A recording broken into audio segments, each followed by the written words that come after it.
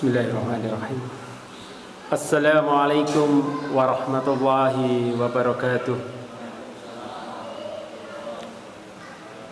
Innal hamdalillah nahmaduhu wa nasta'inuhu wa nastaghfiruh wa na'udzu billahi min shururi anfusina wa min sayyiati a'malina may yahdihillahu fala mudilla lahu wa may yudlil fala hadiya lahu.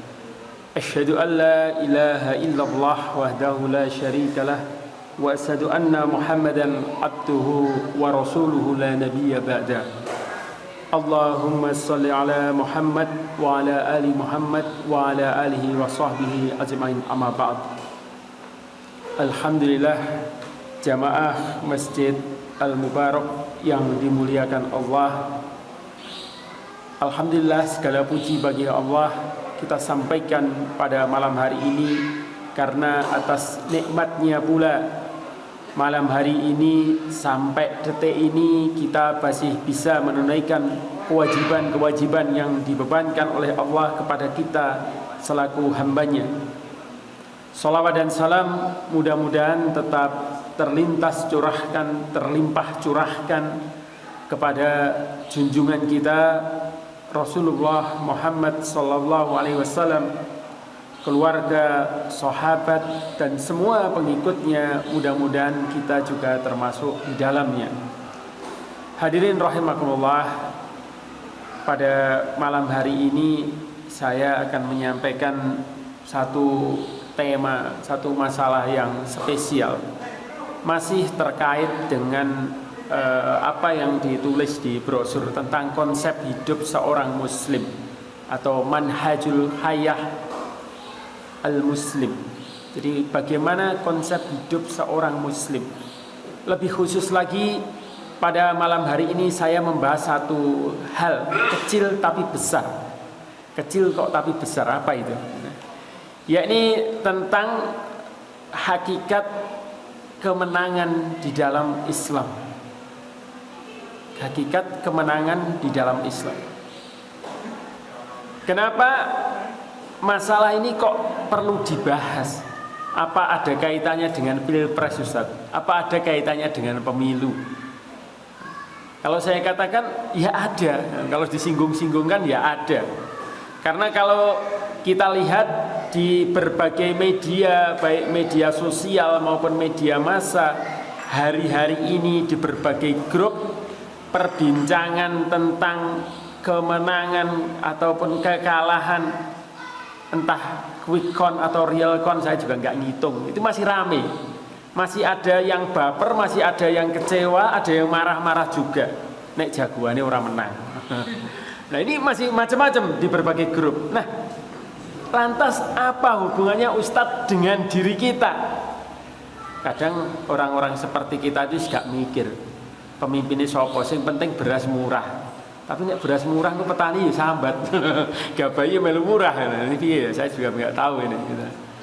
Tapi ala kulli hal, di atas itu menjadi penting bagi kita untuk membahas hakikat kemenangan di dalam Islam, termasuk kaitannya dengan diri kita ini.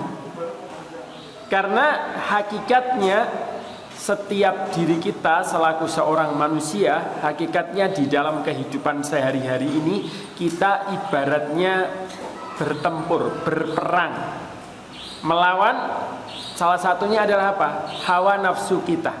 Hawa nafsu kita. Kalau kita gagal mengendalikan atau mengalahkan hawa nafsu kita, maka kita akan tertawan oleh hawa nafsu kita. Contoh sederhana, jazakallahu khair. Majelis kita pada malam hari ini, Masya Allah. Hadirin rahimakumullah, panjenengan sekalian yang hadir di detik ini, di kesempatan ini, di majelis ini adalah para pemenang, orang-orang yang menang. Kenapa? Karena bisa mengalahkan hawa nafsunya. Opo kajian, ustadz ora terkenal. Kan luwih becik, luwih apik ning omah wae atau ning warung. Mungkin ada yang pikiran seperti itu. Tapi jenengan antum sekalian bisa mengalahkan hawa nafsu itu. Aku tak sholat berjamaah, aku tak melu taklim. Ini sebuah kemenangan kecil, meskipun itu maknanya besar. Belum lagi di kehidupan kita yang lebih luas, di dalam pekerjaan, di dalam kita mencari nafkah, ada banyak pertempuran yang perlu kita menangkan. Nah, inilah yang menarik untuk kita bahas. Kenapa? Karena hari-hari ini saya itu banyak mendapatkan keluhan dari orang-orang yang kadang kalau dipandang sebenarnya juga paham terhadap Islam, yo ngaji, tapi kok mengeluh. Iki gek piye Ustaz? Jagoan kita kok kalah. Padahal sing ndongakne yo kiai-kiai, wis dizikir, wis pakai wirid. Kok yo ora menang? Ayo, coba kita bayangkan. Piye Kiai Haji kok kalah karo Komeng? Misalnya contohnya seperti ini, Gusti Allah piye? Awake ndongane dhewe apa ora dirungokne? Mungkin sampai naudzubillah ada yang berpikiran seperti itu. Bahkan pernah terlontar ada yang ngomong, Ustadz, jangankan pemilu, wong Palestina didoakan umat Islam sedunia yo ora menang-menang. Ayo, coba piye? Nah, disinilah ikhwatifillah hadirin rahimakumullah, kita perlu memahami konsep kemenangan di dalam Islam itu seperti apa, itulah. Sehingga nanti kita tidak ngarang-ngarang sesuai hawa nafsu kita. Loh nek jagoanku ora menang padahal jagoanku Kiai Haji, berarti anak sing salah iki. Atau diri kita, semisal kita sudah rajin sholat, kita sudah rajin ngaji, kita sudah rajin sedekah, tapi uripe dhewe kok kesusahan terus. Sementara orang kafir yang mereka nggak pernah sholat, mereka nggak pernah ngaji, jenenge wong kafir, iki uripe mulya, penak di dunia. Nah, piye iki sebenarnya, bagaimana konsep kemenangan Islam di dalam hal ini? Bagaimana kita memandang kemenangan itu di dalam perspektif, dalam kacamata Islam itu harusnya bagaimana? Nah, hadirin rahimakumullah, yang perlu kita pahami di sini. Jadi sekali lagi saya nggak bahas politik, biar yang lain yang bahas. Kita perlu memahami konsep kemenangan di dalam Islam supaya hati kita tenang, supaya hati kita jernih memandang Islam ini. Sehingga yang pertama harus kita yakini bahwasanya hidup kita akan mulia, hidup kita akan bahagia, hidup kita akan sukses di dunia itu hanya dengan Islam. Kalau jenengan sudah nggak sepakat di dalam bab 1 ini, nggih monggo silahkan tinggalkan, nggak apa-apa. Karena bisa sepakat bahwa kunci kemenangan, kebahagiaan, kesuksesan kita di dunia hanya dengan Islam. Saya yakin panjenengan sekalian percaya. Buktinya apa? Tadi ketika muadzin menyeru dengan azannya, hayya 'alal falah. Paham nggak maknanya falah itu apa? Ayo kita menuju kemenangan. Itu teko kabeh. Berarti ini orang-orang yang mau sukses, ini orang-orang yang mau menang. Dan kemenangan itu hanya dengan apa? Mendatangi panggilan tadi dengan melakukan sholat. Ini contoh sederhana. Jadi wong-wong sing gak gelem memenuhi panggilan sholat aja ya mbuh kayak pengen menang apa ora, pengen sukses apa ora, nggak ngerti gitu. Ini yang perlu kita pahami. Dan ketika ada seruan adzan hayya 'alal falah, apa jawaban kita? Apa? Jawabannya apa? La haula wala quwwata illa billah. Tiada daya dan kekuatan illa billah, kecuali bersama Allah, kecuali dengan Allah. Artinya kita itu bisa sukses, kita bisa jaya, kita bisa menang. Itu hanyalah billah, hanya dengan Allah, dengan pertolongan Allah. Bukan karena hebatnya kita, bukan karena pinternya kita, bukan karena besarnya kekayaan kita. Ini yang harus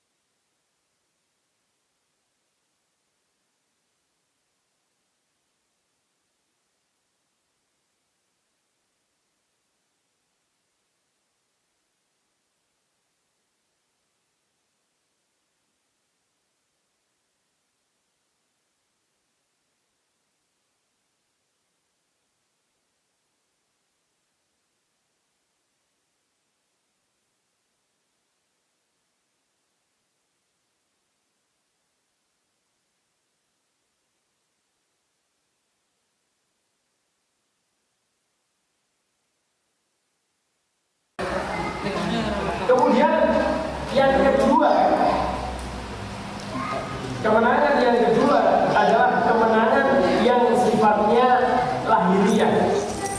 Sifatnya lahiriah, sifatnya fisik, artinya terlihat. Kalau yang pertama tadi mungkin kita berpikir, oh itu yang akhirat nanti. Meskipun di dunia pun bonusnya sudah bisa kita rasakan sebenarnya tentang ketenangan, kebahagiaan ketika kita bersama Islam. Tetapi yang kedua tadi, yang sifatnya lahiriah, berupa kekuasaan, berupa tegaknya izul Islam dan muslimin, tegaknya kaum muslimin, tegaknya Islam dan kaum muslimin di dunia. Ya, meskipun kedua-duanya ini penting, tentu yang pertama yang harus kita bahas pertama, bagaimana supaya hidup kita tenang bersama Islam. Maka kemenangan secara maknawi akan yang harus kita bahas.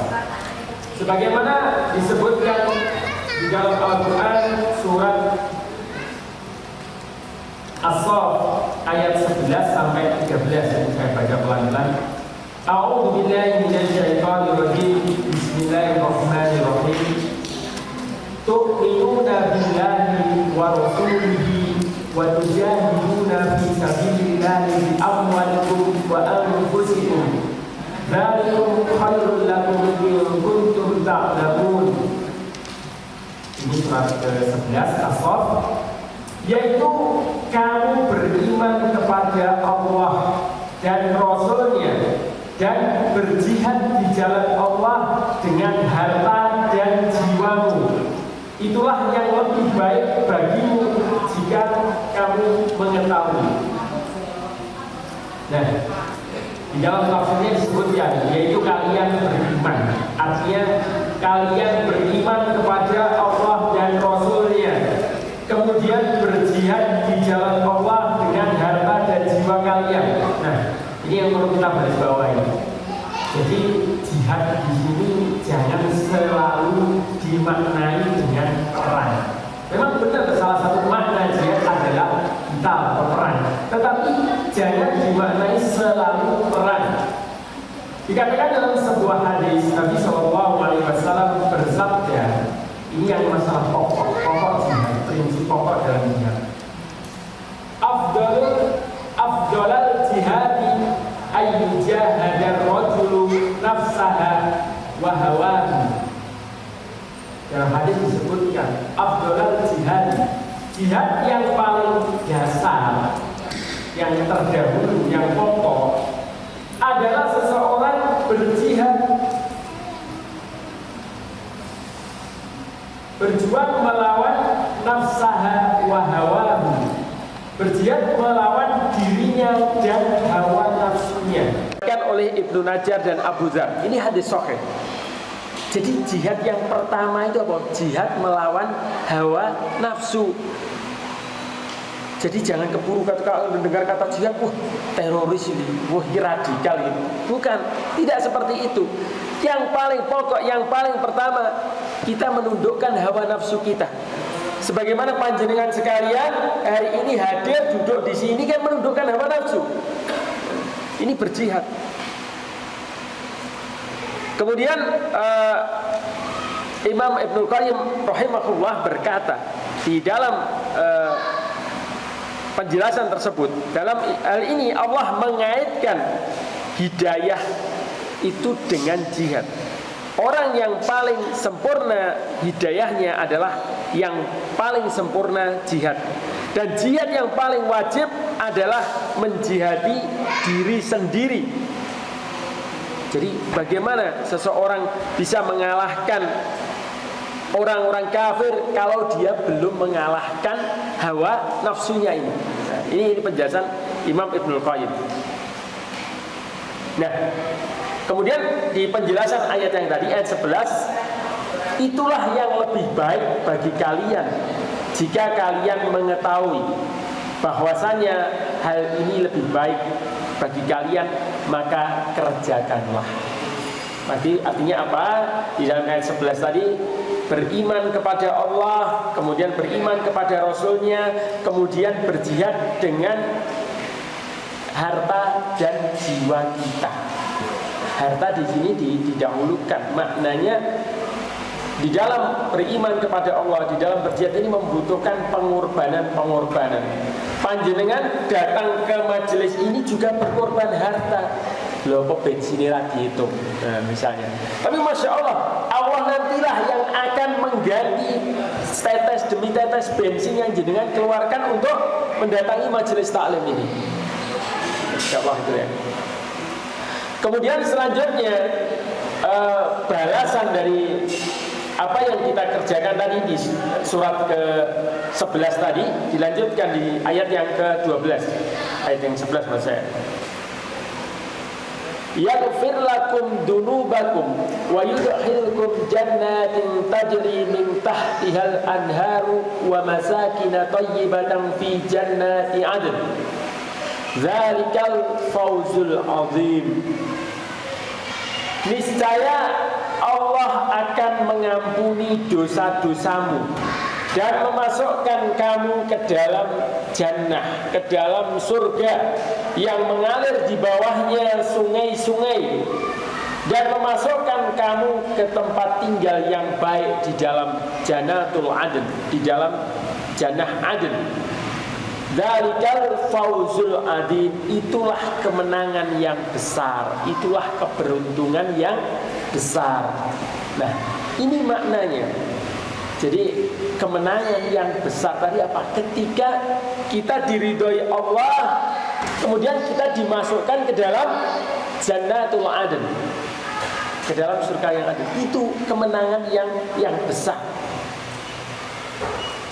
Jadi di dalam tafsirnya dijelaskan, niscaya Allah akan mengampuni. Jadi ketika kita beriman kepada Allah, kemudian beriman kepada Rasul, berjihad di jalannya dengan harta dan jiwa kita, maka Allah akan mengampuni kita. Dan kemudian niscaya Dia akan mengampuni dosa-dosa kalian dan memasukkan kalian ke dalam surga yang mengalir di bawahnya sungai-sungai, dan memasukkan kalian ke tempat tinggal yang terbaik di dalam surga sebagai tempat menetap. Ingat, surga sebagai tempat menetap, artinya orang pindah-pindah. Kalau neng donya ngontrak manggone ngene mara tuwa, mungkin masih ada kesempatan pindah digusur. Dan kalau di surga sudah menetap, nggak usah bayar kontrakan, nggak usah beli. Masya Allah. Dzalikal fawzul adzim. Dzalikal fawzul adzim. Fawzul adzim, keberuntungan yang besar, kemenangan yang besar. Kemudian dilanjutkan di ayat yang ke-13.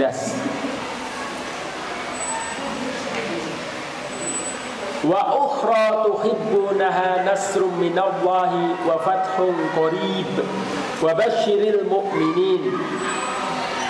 Dan lagi ada karunia yang lain yang kamu sukai, yakni apa? Nasrum minallah, pertolongan dari Allah, wa fathun qarib, dan kemenangan yang dekat waktunya. Dan sampaikanlah berita gembira ini, kabar gembira ini, wabasyiril mu'minin, kepada orang-orang yang beriman. Masya Allah. Kalau tadi di ayat yang ke-12 kita diampuni dosa kita, dimasukkan ke dalam surga. Di ayat yang ke-13 apa? Kita ditolong Allah, kemudian diberikan kemenangan di waktu yang dekat. Ini kemenangan yang ada di dunia, gitu loh. Kalau tadi yang pertama itu kemenangan maknawiyah di akhirat yang bisa jadi dipercepat di dunia dalam wujud kebahagiaan bagi kita. Sementara yang kedua, kemenangan yang di dunia ini apa? Ditolong Allah, nasrun minallah wa fathun qarib, dan kemenangan yang dekat. Nah, penjelasannya secara umum tentang hal ini di dalam tafsir disebutkan. Bisa buka tafsir Ibnu Katsir atau yang lain. Bagi orang yang beriman kepada Allah dan Rasulnya dan berjihad di jalan Allah dengan harta dan jiwanya, selain dia mendapatkan ampunan dan masuk surga Aden, dia juga mendapatkan keuntungan lain. yang disukai manusia, yakni pertolongan Allah dalam menghadapi musuh-musuhnya dan musuh kaum muslimin. Karena kemenangan yang dekat itu maknanya di dunia. Dan sampaikanlah berita gembira ini kepada orang-orang mukmin, orang-orang yang beriman, orang-orang yang percaya. Karena dengan beriman dan berjihad, mereka akan mendapatkan pertolongan dan kemenangan di dunia dan akhirat. Masya Allah. Jadi bagi kita yang beriman kepada Allah dan Rasulnya, kemudian berjihad dengan harta dan jiwa kita, ini kita mendapatkan kemenangan dua-duanya di dunia wal akhirah. Masya Allah.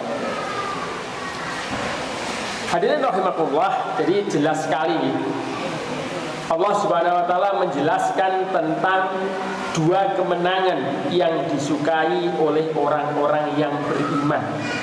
Yang pertama, kemenangan di akhirat berupa diampuni dosa-dosa kita dan dimasukkan surga, dibangunkan istana atau rumah di dalam surga, di mana hal ini merupakan kemenangan yang besar. Kemudian yang kedua, kita juga dimenangkan di dunia, di mana kita bisa mengalahkan musuh-musuh kita dan ditegakkan izul Islam wal muslimin di atas dunia. Nah, walaupun ini yang harus dipahami, walaupun terkadang dengan sunatullah, dengan satu yang lainnya, hal ini tidaklah lepas dari takdir Allah Subhanahu wa taala. Terkadang kemenangan di dunia ini meleset. Meleset itu dalam arti tidak sebagaimana keinginan kita. Jadi tidak sebagaimana keinginan kita. Ya kayak tadi yang saya jelaskan di muka. Terkadang, loh Ustaz, katanya tadi janji Allah kita dimenangkan di atas dunia. Lagi aku wis sholat, wis ngaji, wis zikir, wis sedekah, kok yura menang-menang. Mungkin seperti itu. Nah, di sini kita harus memahami bahwa ada sunatullah yang berjalan, ada takdir Allah yang berjalan, di mana kemenangan di dunia bisa jadi meleset. Dalam arti tidak sesuai dengan keinginan kita. Namun kita jangan bersedih, jangan pula menyesali karena tidak adanya kemenangan di dunia. Bisa jadi bukan merupakan suatu kerugian. Nanti saya terangkan tafsir para ulama, penjelasan para ulama bagaimana makna-makna kemenangan. Kemenangan itu maknanya macam-macam. Ada kemenangan di dunia itu secara dohir, ada kemenangan itu yang tertunda, ada yang kemenangan itu sekilas nampak seperti sebuah kekalahan, macam-macam nanti. Nah, tidak ada kemenangan, tidak ada arti kemenangan di dunia yang bisa jadi sebenarnya hal itu mengandung manfaat bagi dia. Karena bisa jadi dia itu diselamatkan sebenarnya oleh Allah. Contoh, saya contohkan yang mudah yang bisa dipahami. Contohnya panjenengan nyalon presiden kedua, nyalon jadi ketua RT. Panjenengan nyalon jadi ketua RT. Wah, ketoknya nek didelok posisi itu cocok jadi RT. Wis ganteng, soleh, tambah pinter meneh. Ngelem awake dhewe. Pilihan RT, qadarullah kalah. Waduh, iki kok kalah iki ngopo ya? Gusti Allah iki piye to? Aku wis ndonga kalah jadi RT ra sido. Ini dalam pandangan kita. Padahal dalam iradah Allah, kehendak Allah, tidak ada kehendak Allah yang salah, itu tidak ada. Mungkin karena ilmu kita aja yang nggak nyampe. Karena sejatinya Allah itu menyelamatkan kita. Bisa jadi nih panjenengan didadek nih ketua RT, mungkin sampean akan terlalu sibuk sehingga malah gak iso neng masjid, gak iso dolan karo keluarga nih. Nah, bisa jadi seperti itu. Ini yang perlu kita pahami sehingga kita tidak terlalu kecewa, kita tidak menyesali. Mesti takdir yang dirancang oleh Allah itulah yang terbaik bagi kita. Karena bisa jadi kemenangan di dunia ini bisa berubah menjadi petaka, menjadi kesengsaraan di hari kiamat jika cara dan tujuannya tidak sesuai dengan ketentuan Allah. Nggih napa mboten coba? Ada orang yang pengen jadi ketua RW, tak ndak sithik. Wah, iki wargaku nek ora tak kei serangan fajar ora milih aku. Ini ketua RW loh, saya enggak ngerasani siapa-siapa. Misalnya akhirnya dia melakukan segala cara biar terpilih jadi ketua RW, misalnya seperti itu. Akibatnya apa? Nah, ini mengundang murka Allah. Bisa jadi ini adalah kemurkaan yang dipercepat, hukuman yang dipercepat. Karena jabatannya bisa jadi rumah tangganya malah berantakan. Na'udzubillah, summa na'udzubillah. Ini yang harus kita waspadai. Jadi sekali lagi tujuan dan cara ini juga harus kita perhatikan. Maka di dalam kehidupan ini kita harus selalu membawa dua sudut pandang tentang kemenangan ini agar kita bisa memaksimalkan segala potensi kita untuk selalu positif mewujudkan kemenangan di dunia dan kemenangan di akhirat fi sabilillah, di jalan Allah. Jadi mboten terlarang jenengan berusaha untuk dunia, mboten terlarang.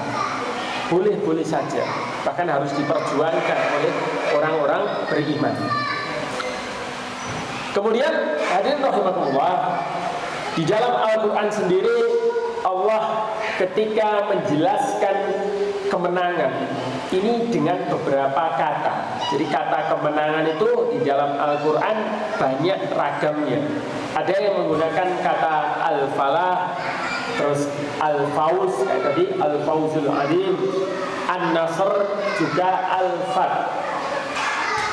Di mana masing-masing kata tadi, al-falah, an-nasr atau al-fath, mempunyai pengertian yang berbeda-beda. Misalnya istilah al-falah kayak tadi hayya 'alal falah, artinya apa? Di sini maknanya melambangkan kemenangan yang umum dan menyeluruh, meliputi segala aspek baik diri pribadi, masyarakat, dunia dan akhirat. Karena kemenangan itu ada dua. Ada kemenangan an-nafs, kemenangan terkait dengan diri kita sendiri. Tapi ada juga kemenangan umat. Jadi pada yang lebih luas. Juga menyangkut dunia dan akhirat. Jadi kalau disebut al-falah, berarti kemenangannya ini luas sifatnya. Dunia dan akhirat, bisa diri, bisa masyarakat. Berbeda dengan an-nasr. Kalau an-nasr adalah kemenangan di dalam jihad karena membela agama Allah atas musuh-musuhnya. Ini an-nasr. Nanti saya jelaskan di dalam ayat-ayatnya ada. Kemudian ada lagi al-fath. Ini juga kejayaan atau kemenangan yang diperoleh setelah melalui berbagai ujian. Ya, saya sebutkan contoh-contohnya saja. Kemenangan yang disebut dengan An-Nasr. Mari kita renungi firman Allah di dalam surat An-Nasr. Ini rata-rata sudah hafal semua ya, di juz 30. A'udzu billahi minasyaitonir rajim. Bismillahirrahmanirrahim. Idza jaa nasrullahi wal fath wa ra'aitan nasa yadkhuluna fi dinillahi afwaja fasabbih bihamdi rabbika wastaghfir innahu kana tawwaba. Apabila telah datang pertolongan Allah dan kemenangan, dan kamu lihat manusia masuk agama Allah dengan berbondong-bondong, maka bertasbihlah dengan memuji Tuhanmu dan memohonlah ampun kepadanya. Sesungguhnya Dia adalah Maha penerima taubat. Masya Allah. Kita mungkin sering baca ini tapi kurang merenungi, kurang mentadaburi maknanya. Maka angel menang. Nah, di sini dijelaskan oleh Ibnu Katsir di dalam tafsirnya. Kata an-nasr artinya adalah kemenangan atau pertolongan di dalam menghadapi lawan. Sedangkan kata Nasrullah, idza jaa Nasrullah, menunjukkan bahwa kemenangan itu dinisbahkan, ditetapkan sumbernya kepada Allah Ta'ala. Karena sumber segala kemenangan hanyalah semata-mata darinya, dari Allah. Nah, ini penting. Ini penting untuk dipahami di dalam surat Idza jaa nasrullahi wal fath ini. Kita harus meyakini, ini prinsip, ini akidah, bahwa kemenangan baik pribadi maupun jama'i ini nisbahnya, sumbernya kepada siapa? Allah, Nasrullah. Kemenangan ini harus dinisbahkan kepada Allah. Yang membuat kita menang itu Allah.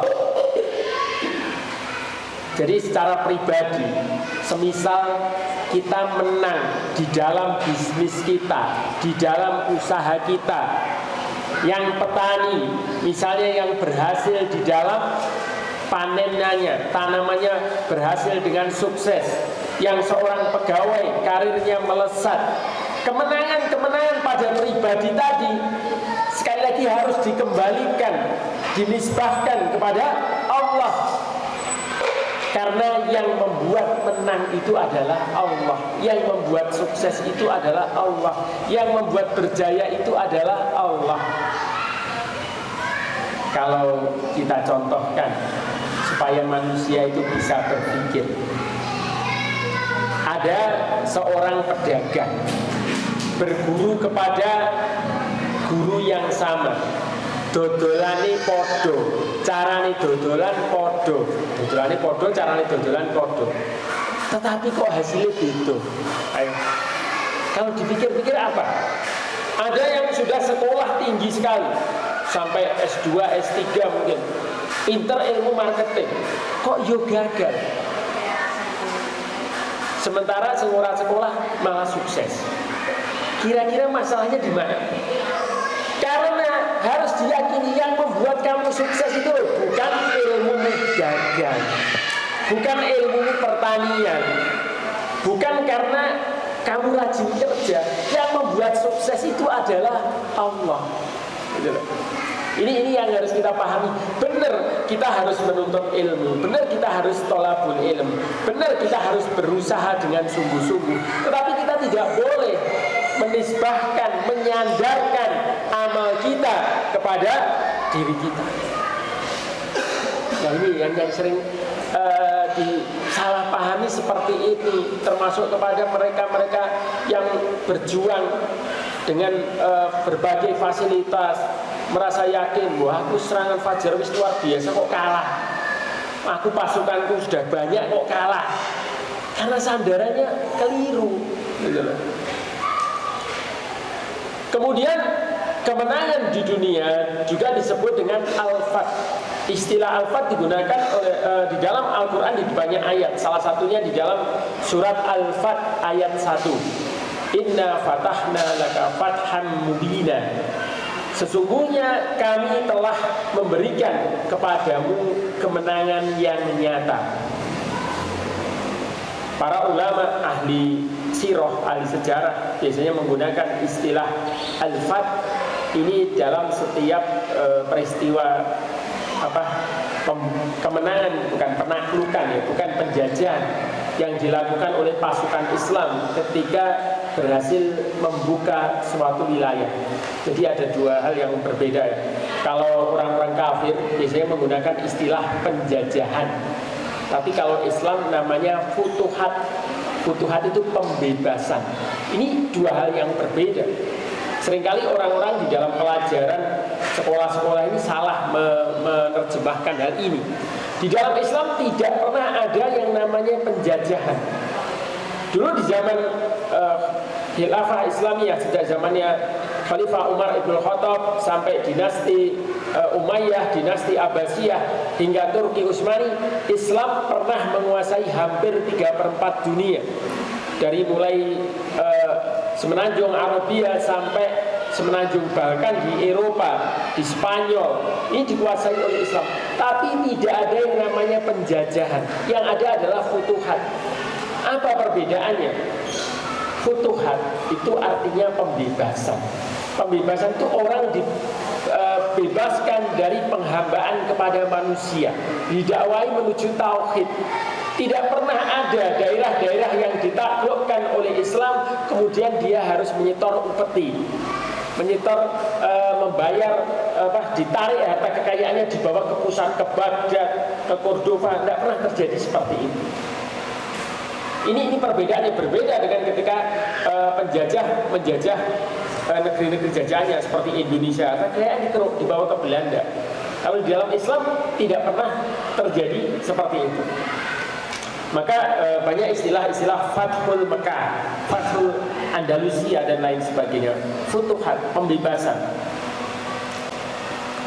Sehingga Al-Fath di sini artinya terbukanya jalan-jalan kemenangan Islam. Kemudian yang lain, kemenangan di dalam Al-Quran juga disebutkan dengan lafaz falah, yang disebutkan sebanyak 40 kali dalam Al-Quran. Salah satunya di dalam surat Al-Mu'minun ayat yang pertama. Qad aflahal mu'minun. Sungguh beruntunglah, sungguh menanglah, sungguh berjayalah orang-orang yang beriman.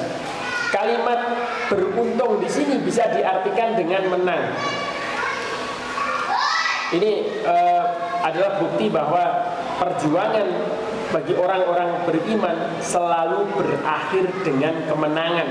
Meskipun dia tidak menang di dunia, niscaya dia akan menang di akhirat. Ini yang perlu dipahami. Kemudian dijelaskan tadi al-fauz, fauzul adim, tadi dijelas di ayat ke-12 sudah kita bahas. Nah, ringkasnya, wujud kemenangan itu bisa bermacam-macam di dalam Islam. Ada kemenangan yang dibuktikan dengan kekalahan musuh, sebagaimana Nabi Musa alaihissalam berhasil mengalahkan Fir'aun di Lautan Merah. Fir'aun dan pasukannya ditenggelamkan. Ini kemenangan yang nyata. Juga bagaimana Rasulullah SAW mengalahkan musuh-musuhnya di berbagai medan pertempuran sehingga Islam menyebar ke penjuru dunia. Ini kemenangan yang langsung dibuktikan. Namun ada pula kemenangan berupa balasan Allah Ta'ala kepada musuh. Justru kemenangannya setelah penegak kebenaran tadi wafat. Contohnya Imam Tabari memberi contoh kisah pengikut Nabi Yahya alaihissalam. Jadi setelah Nabi Yahya alaihissalam dibunuh oleh orang-orang Romawi, Allah kemudian membinasakan bangsa Romawi yang membunuh Nabi Yahya tadi. Nah, ini yang menarik. Yang ketiga, kemenangan bisa jadi berupa sesuatu yang dianggap kekalahan, seperti mereka yang dipenjara, diusir, bahkan dibunuh oleh musuh-musuhnya. Nah, yang menarik misalnya kita bisa pelajari dari kisah Ashabul Ukhdud. Kisah ini dikenal dengan kisah Ashabul Ukhdud. Bukan Ashabul Ukhdud, Ashabul Ukhdud. Kalau saya sering guyonan Ashabul Ukhdud itu ngomong saya ahli ukhdud. Di rokok ahli hisab Mas Arif.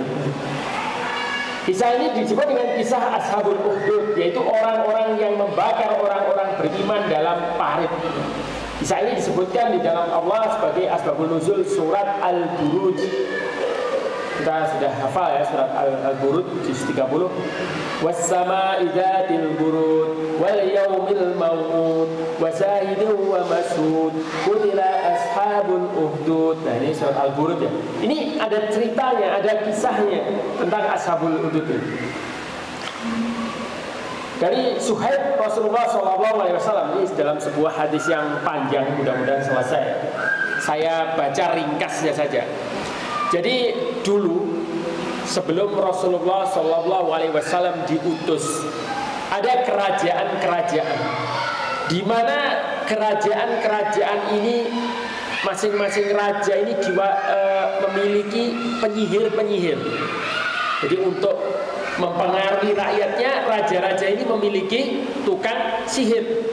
Nah, suatu ketika ada sebuah kerajaan, tidak disebutkan nama kerajaan dan wilayahnya di situ.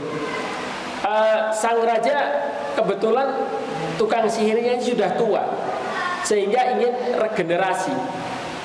Maka kemudian membuka sayembara, membuka audisi untuk penyihir penerus sang penyihir tadi. Kemudian diadakan seleksi ke seluruh negeri sampai akhirnya ada seorang pemuda, kita sebut saja Gulam. Jadi Gulam itu di dalam hadis ini bukan nama seseorang, tapi sebutan untuk pemuda, itu Gulam. Gulam ini berhasil mendaftar dan lolos seleksi menjadi penyihir. Maka mulailah Gulam pergi ke kota, karena dia rumahnya desa. Dia pergi ke kota setiap hari untuk belajar kepada tukang sihir sang raja. Sampai suatu ketika Gulam ketika pergi ke kota ini, dia mendengar seseorang yang tengah membacakan suatu bacaan yang indah. Kemudian Gulam tertarik kepada bacaan ini. Kemudian dia bertanya, siapa kamu dan apa yang kamu baca? Ternyata orang ini adalah seorang rahib ahli tauhid. Jadi kalau kita pahami yang namanya ajaran tauhid ini bukan dimulai zaman Rasulullah SAW, tapi sejak zaman Nabi Ibrahim alaihissalam. Kemudian nanti ditutup oleh Rasulullah SAW. Jadi sebelum itu sudah ada ajaran tauhid. Kemudian Gulam belajar pada ahli tauhid tadi karena dia tertarik. Sampai akhirnya dia setiap mau pergi ke kota juga belajar tauhid. Jadi belajar tauhid plus belajar sihir. Tapi ini jangan dijadikan dalil. Wah, berarti belajar tauhid atau belajar syirik oleh campur. Ini bukan dalil. Ini suatu pelajaran saja. Ini ada kisahnya seperti itu. Sampai akhirnya pada suatu ketika Gulam mau pergi ke kota, dalam perjalanan ada seekor ada seekor binatang besar. Di dalam hadis itu disebutkan binatang besar, nggak disebutkan nama binatangnya binatang apa. Ya mungkin kayak monster menghadang di tengah jalan, sehingga orang-orang yang mau bepergian terhadang di tempat itu, termasuk Gulam. Akhirnya Gulam berinisiatif, aku kan sudah belajar ilmu sihir, coba tak usirnya binatang ini. Dibacakan mantra-mantra sihir, was, nggak mau pergi binatangnya. Ini gimana ini, nggak mau pergi? Coba saya usir dia dengan ilmu tauhid. Wahai hamba Allah, pergilah dari jalan ini, jangan menghalang-halangi jalan manusia. Karena binatang tadi semua adalah hamba Allah, ciptaan Allah, maka binatang tadi akhirnya apa? Menyingkir dari jalan itu. Nah, akhirnya Gulam yakin, oh ternyata yang benar adalah ajaran ahli tauhid. Kemudian dia mendatangi raja dan mendakwahkan tauhid tadi. Sang raja sangat marah. Oh ini gimana? Mau tak angkat jadi tukang sihir kok malah mendakwai diriku. Akhirnya dipanggillah pasukan khususnya, Kopassus, pasukan khusus sang raja maksudnya, untuk menangkap Gulam dan dibawa ke gunung untuk dilempar ke jurang. Ketika dia dibawa ke jurang, qadarullah, takdir Allah berkata lain, jurangnya longsor dan pasukan khusus yang membawa Gulam mati semua. Gulam selamat. Tetapi tidak sebagaimana kita ketika selamat melayu. Tidak. Dia kembali mendatangi raja dan berdakwah tauhid kepada raja tadi. Raja semakin geram. Akhirnya dia memerintahkan pasukan yang lain, marinirnya, untuk membawa ke tengah laut. Gulam mau dibuang ke tengah laut. Qadarullah, sampai di tengah laut kapalnya terbalik dan mati semua tentaranya tadi. Akhirnya Gulam selamat kembali berdakwah kepada sang raja untuk menyeru ke jalan tauhid. Sang raja bingung, piye cara mateni kamu? Kemudian Gulam mengajarkan kepada raja, kalau kamu ingin membunuhku gampang, tak tunjukkan caranya. Kumpulkan masyarakat di alun-alun atau di stadion. Berkumpullah kemudian masyarakat ke stadion atau alun-alun tersebut. Kemudian di situ Gulam mengajarkan, kalau kamu ingin membunuhku, bacalah Bismillahirrabbilgulam, maka aku akan mati di panah. Sang raja kemudian memaksakan memanah juru panahnya. Panah pertama, karena dia nggak menyebut Bismillahirrabbilgulam, meleset, nggak mati.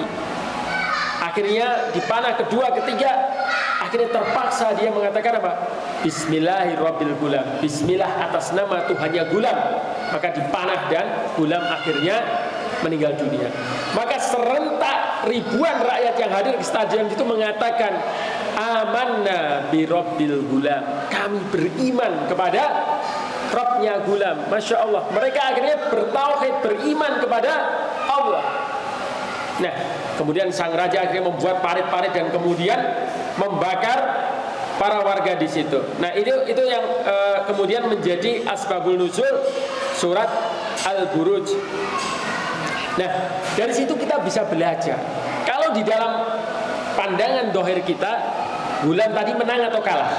Kalah, mau dipanah mati. Tetapi kemenangan di balik itu akhirnya apa? Rakyat berbondong-bondong memeluk tauhid, dan itulah kemenangan di dalam dakwah. Masya Allah.